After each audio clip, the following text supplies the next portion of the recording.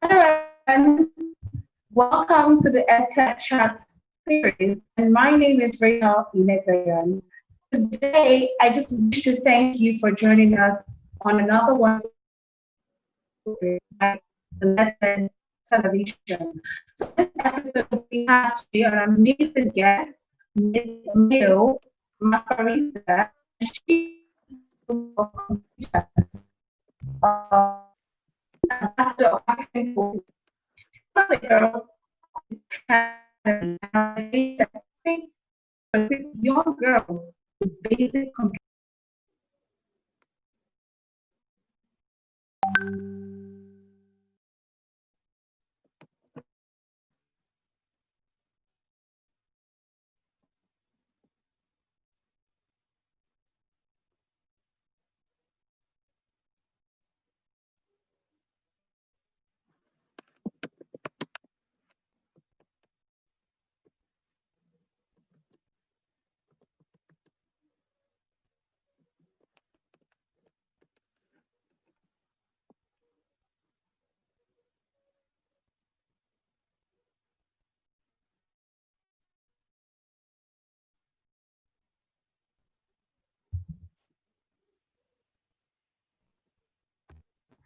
Hello everyone, my name is Rachel and we are having another wonderful EdTech chat section by Let's Learn Television. Today on this episode we have together with us Ms. Maneo Mapharisa, and she is in the field of computer science and ambassador of the African Code Week.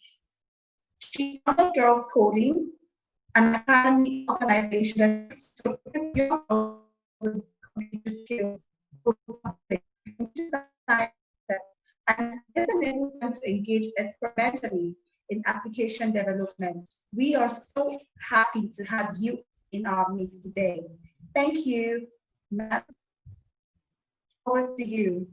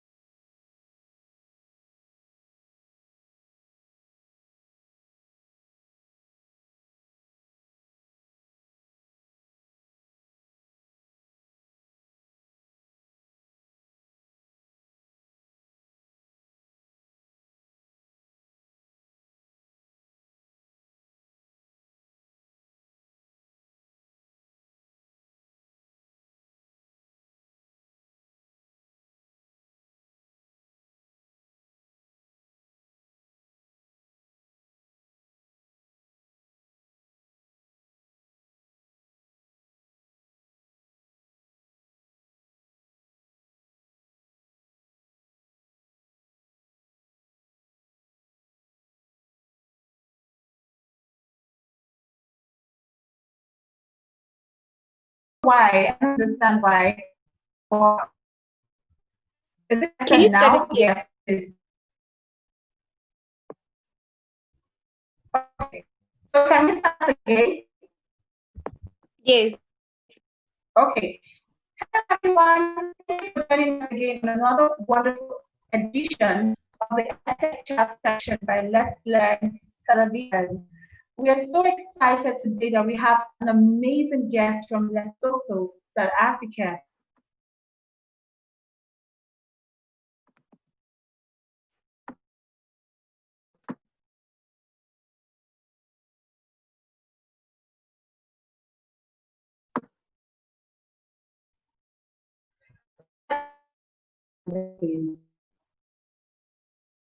Hello?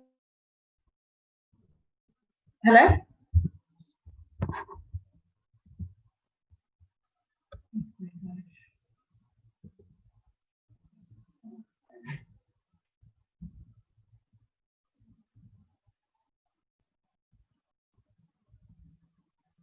Hello? Are you there?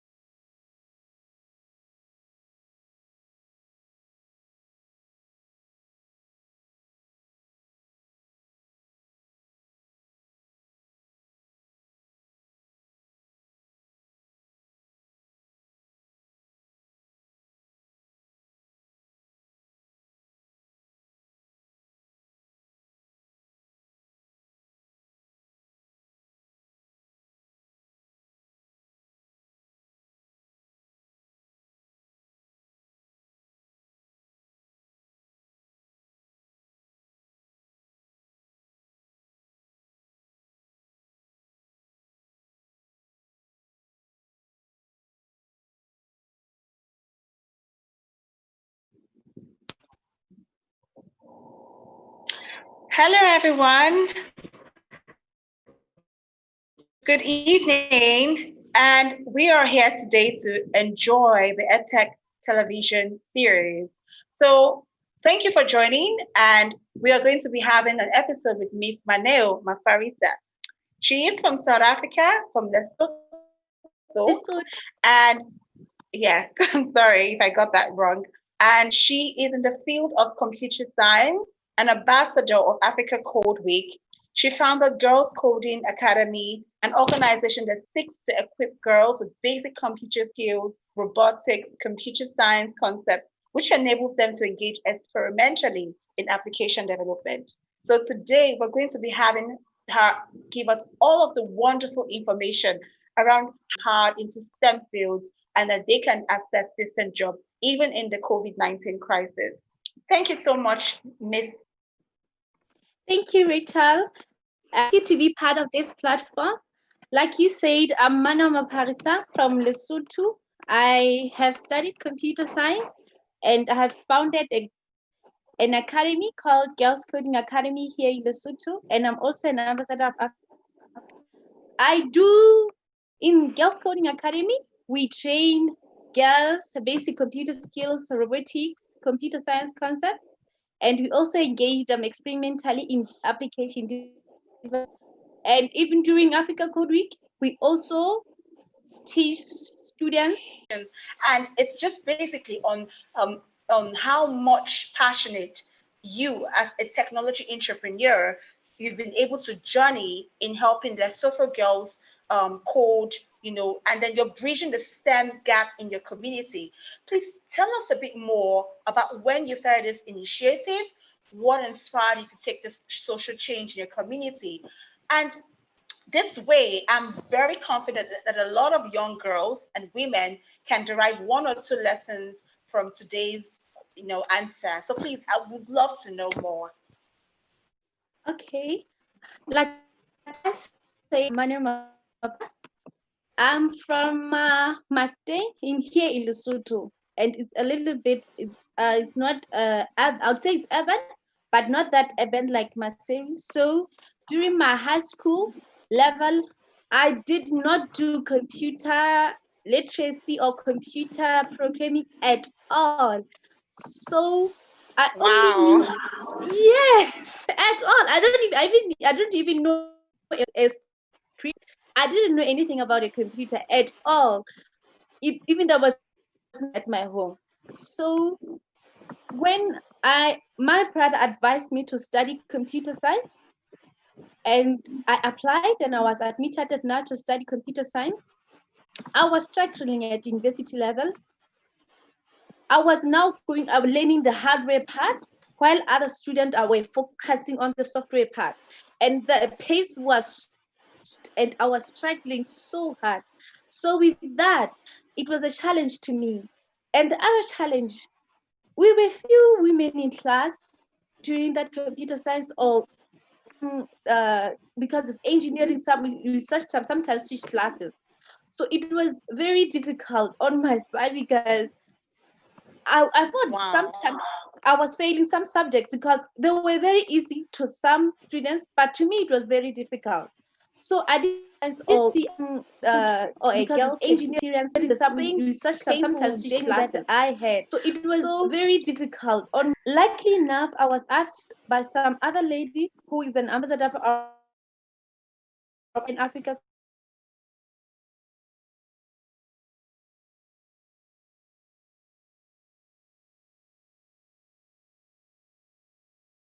the academy and most students were so hesitant to touch a mouse or touch a keyboard. So I didn't have that opportunity, and it was happy for me that I could see those smiles on their faces, and that brought me joy. So that light of me wanting to have an organization where I can see students being trained and enjoying the lessons, and then when they arrive at high school level, they would know what they would want to venture into their careers. So I think that would help a certain women. So at university, there was a competition, a startup competition, where I participated year of Girls Coding Academy, and I won an award where I was in second place. Where Vodacom here Lesotho is a network company. Uh, uh, I won where 600 girls coding here in Lesotho, and with that, that made proceed. And we didn't have a building, we didn't have equipment. We only had personal computers with my business partner, and with that, her parents lent us the room where we can bring students, and we started with personal computers, and then the equipment we started student paying, and now we have a little bit equipment, and we are applying for grants, and we wish to have more equipment and train more students. So that's how Girls Coding Academy started. Wow, this is so inspiring. The reason is because you virtually had no background in STEM, in computer, and all of a sudden you were able to gather all of the resources you had to be able to inspire other women and young girls to take a call to action, to be able to create solutions around STEM. Thank you so much. This is so insightful. In fact, I'm pretty sure that a lot of young women who are watching this series, even fathers, brothers, we encourage their sisters, we encourage their wives, we encourage their daughters to be able to bring out the best in them. And even if they feel discouraged in STEM, they'll be able to use your lesson as a sort of inspiration to build their lives in technology. Thank you so much. I really appreciate that. So now the something I have today is quite relatable because, giving young women and girls access to opportunities, stimulate their careers in the world of STEM is the mission of Girls Coding Academy. We understand. But we understand that, but you can share with us some of the challenges you've experienced along the way. Like you've mentioned a few, but most especially this period of COVID-19. How do you help to mitigate those challenges surrounded with health and inclusivity for young girls in Lesotho community in South Africa? What do you do to mitigate the challenges, especially during the pandemic era? What are your strategies to hear more? Okay, we had to shut down. We are given by the government in precautions by the government. We had to shut down Girls Coding Academy, and we have shifted to online education where we teach our students and online platform. So what we have done so far, we have taught our students about COVID-19, the dangers, mitigate, and how they can be safe and how they can protect themselves. And right now, as we speak, we are part of First Global Program. We are in the competition with our students, and they are bringing the idea how the whole how they can solve the community problem faced by the community because of COVID-19, and how they are solve problems in the community. So that's what we are doing right now.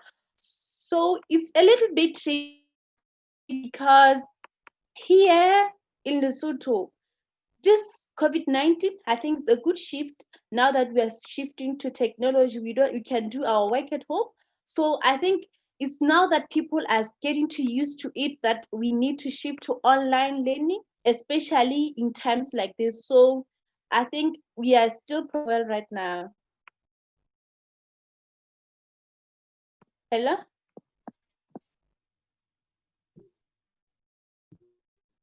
Yes. Hey, Rachel. Oh, okay. Are you there? Yes. Okay, I'm sorry. The network is really terrible.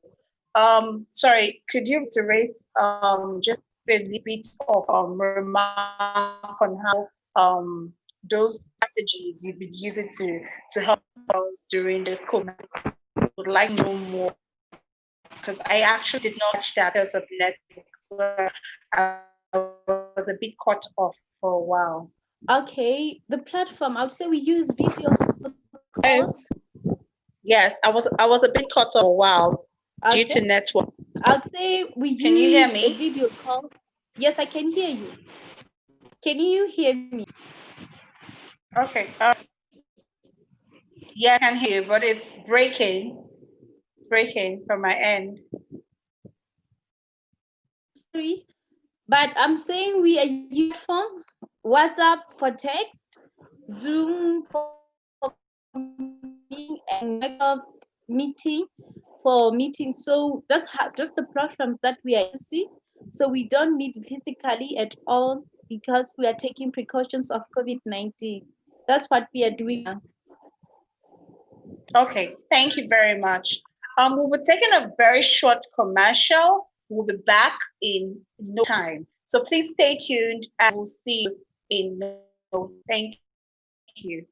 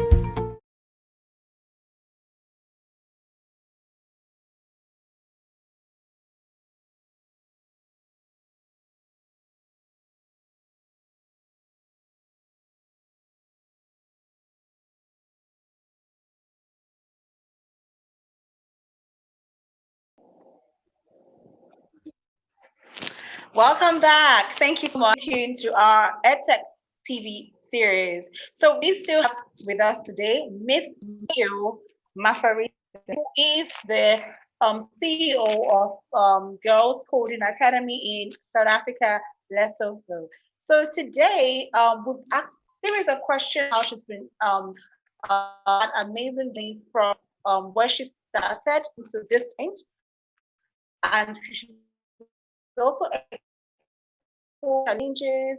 And then she's also told us more about the COVID-19 crisis in South Africa, how she's been able to reach out to these young girls through WhatsApp, Zoom methods. And it's been so amazing because we now have all of these virtual properties to be able to communicate and provide solutions.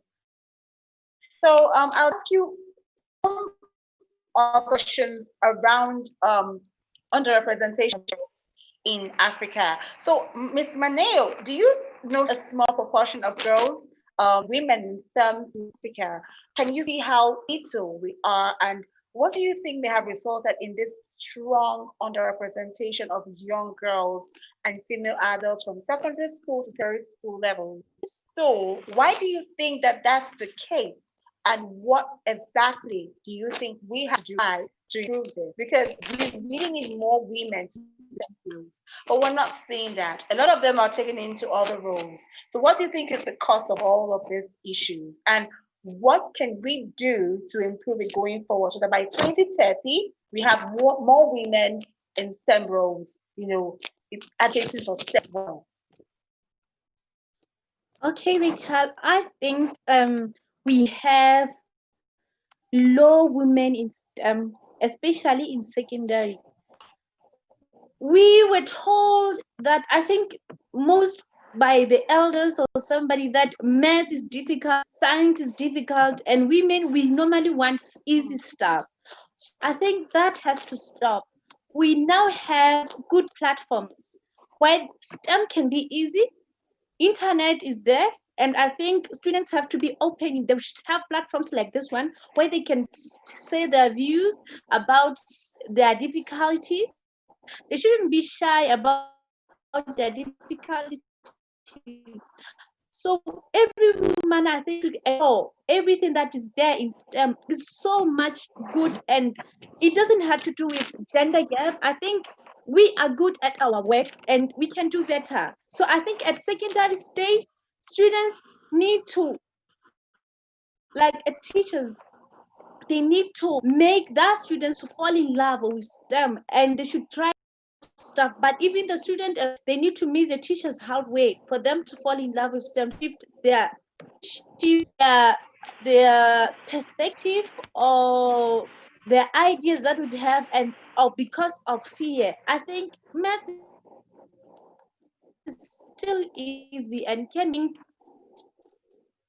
done. Like right now, let's I say that I'm an ambassador of Africa Code Week. Africa Code Week is a free program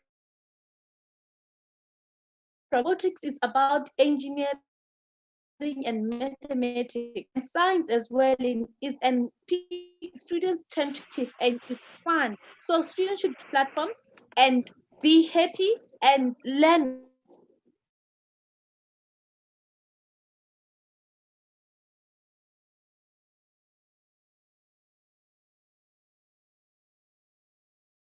what they want to learn. So I think like me. So I think they should enjoy their youth at secondary stage, but yet still learning.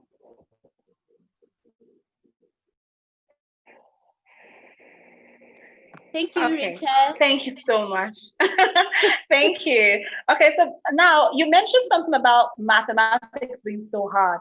Yes, when I was in school, I could relate. I hated mathematics. I delved into the background of arts, humanities, because I excelled better in that. I love government. I love literature. But it was so difficult. Mathematics felt like Greek to me. And so I was so proud even failing in mathematics. But because I wanted to address the problems around education technology, I decided to revisit the table and said improving my STEM skills in mathematics with applied mathematics like coding and all that. So right now I'm so proud to say that I can actually do all of those things. And it's so good to see that you able to you build up young women in your community of this accomplishment. Wow. Going forward, many young girls in STEM still struggle with some degree of imperfection. It's a very clear message that people feel like they've done this. No, they've not done it.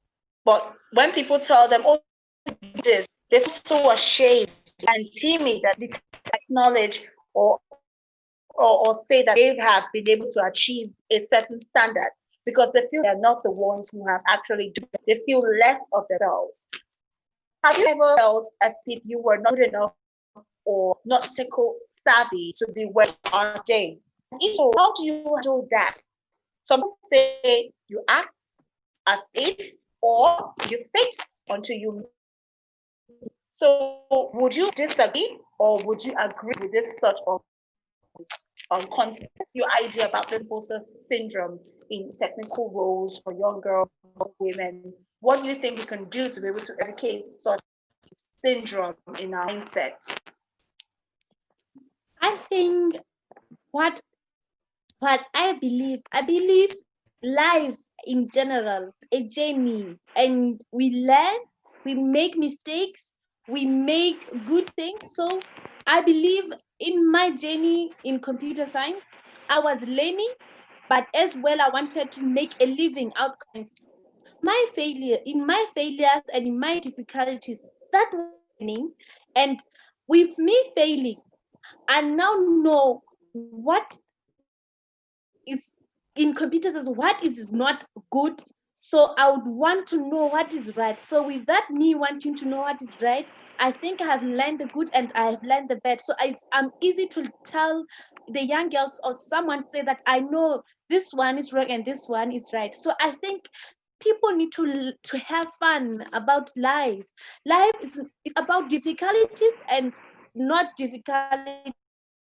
So if you don't have difficulties, then you're not living, because you have to struggle and know so that you will know the easy and the which is not easy. And with that, you'll be, I think that will also help you into your critical thinking skills. Like you know this thing can be solved this way easily. So that, I think struggling sometimes help that. So you know your critical skills. When there's a difficulty, you know that I had a bigger problem yesterday, so this one is much easier. So I don't believe in faking. I believe in making sure that you should do it. Because if you have faced a bigger difficulty yesterday, this one has to be easier. So you have to find a solution, because in the world is the solution. Internet everywhere, there's a solution. So you have to find the exact solution that you need for that problem. Okay. Thank you. Yes. Thank you, Miss Maneo. Thank you so much. That was so insightful. I mean, I had mentees who have felt that way, and because of that, they've done poorly in STEM subjects. And to be honest with you, I have to remind them it's all about you achieve the person what you see yourself to be. That creating that self that they can actually do it and they can actually make come STEM. So that will be able to eradicate the mindset, and then they've been able to improve the way they look at themselves, nothing less of themselves. So I don't think any issue that any girls, many young girls and the tech industry have felt that gender has affected the way that they have been perceived or treated. So I would like to ask, have you ever been in a situation like that? How did you handle it? The way that you feel, perceived. Like, what sort of advice will you give to young girls today who are willing to take steps in their respective communities in the next 5 years from now? And just share with us all the strategies before the end of this program. Yes, I think I can say I have experienced it when I was student. Like at night, guys would go at university level at night and study, and we found fear. So that with me being fearful at night, and I had to study at night. So I had to have a solution that I have to study during the day more than at night. The other thing I remember, I was I worked at National University Library. I was ready to an ICT. They've been hiring boys only. So I think the staff were now reluctant to know that I, as a woman, now I know stuff or I don't, because that's what we don't know, because we were in the same classes with boys, so we know everything with them. So those situations, they are there, but we have to improve ourselves as girls and make our world shine like Africa. So the world should know that we women can do this, and we know step, and we are better, and we are good at it. So I think whatever difficulty that we may face or discrimination that we may face, but at the end, we have to make a better way, and a better way of letting the world know that we are good at this and we know this. So I think every woman have to study STEM. It's an open thing, and now we are liking, we have internet, we have books online, we have people like you who are willing to help young girls, and like you are willing to help young girls. And I think everything is there now. The only thing that is left is for the girls to in, start studying and making a difference. Thank you.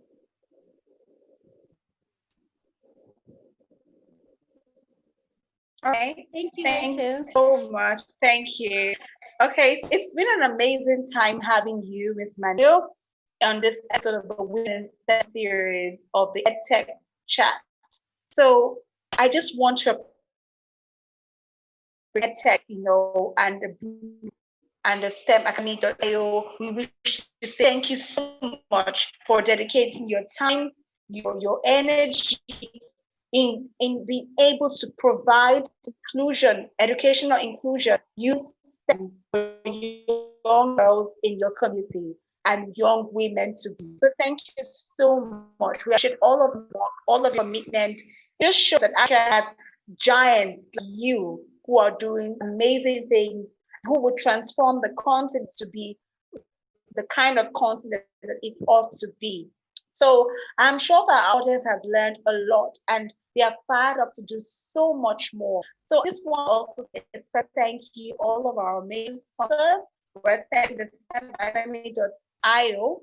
The Academy.io is a coaching and mentoring platform with a unique approach for training the future generation of entrepreneurs, unlike other platforms where learners are left on their own. So Academy.io provides learning and mentorship for learners. So please watch out for more on their launch fee and how to subscribe, and details are coming on your way very soon. And so I want to say a special thank you to LetslearnTV, actually an educational marketplace for all of your resources. You can as well buy kids, you can buy education suppliers and so much more. And then we have Brainiac STEM and Robotics.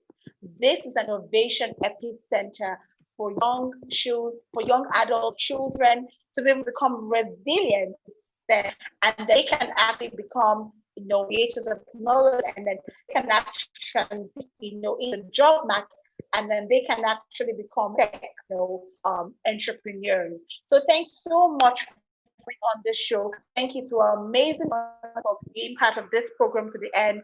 Please join us next time. We have another edition of the EdTech Chat series. Thank you. Have a good day ahead. Bye. Bye.